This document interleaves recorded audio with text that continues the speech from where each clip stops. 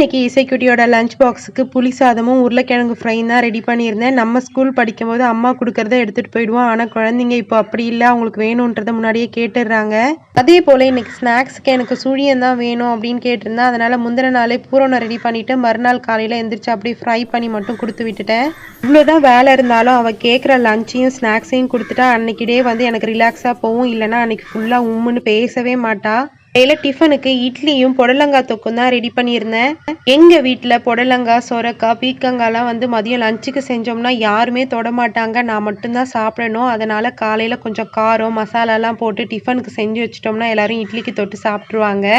Tiffin எல்லாம் சாப்பிட வச்சு ஸ்கூலுக்கு ரெடி பண்ணியாச்சு. என்ன தான் டைம் ஆனாலும் நமக்கு தான் அந்த பரபரப்பு இருக்கும். குழந்தைங்களுக்கு இருக்கவே இருக்காது. அவங்க இஷ்டத்துக்கு பொறுமையாக தான் கிளம்புவாங்க. இசைக்குட்டியும் தேர்ஸ்டே ஃப்ரைடே வந்தாவே ரொம்ப எனர்ஜெட்டிக்காக ஆகிடும். ஏன்னா வீக்கெண்ட் வரப்போகுது அப்படின்றதால. நாளைக்கு இன்னொரு வீடியோவில் பார்க்கலாம்.